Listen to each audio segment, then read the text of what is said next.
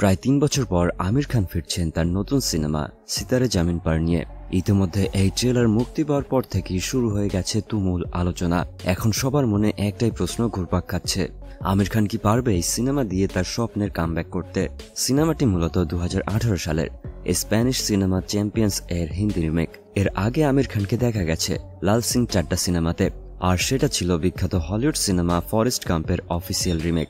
সেটা অবশ্য বক্স অফিসে আশানুরূপ সফলতা দেখা পায়নি। এত বড় একটা ধরা খাবার পরেও আমির খান আবারও কিনা সেই রিমেক সিনেমা দিয়েই ফিরতে চাচ্ছেন। কিন্তু যারা আসল স্প্যানিশ সিনেমাটা দেখেননি তারা কিন্তু এই ট্রেলারটা দেখার পর একদম অরিজিনাল একটা ফ্লেভার পাবেন। ট্রেলারে বেশ কয়েকটা দৃশ্য চ্যাম্পিয়ন্স এর সাথে হুবহু মিলে গেল এর নির্মাণ শৈলীতে কিছুটা পার্থক্য আছে, যা দর্শকদেরকে অবশ্যই আকর্ষণ করবে।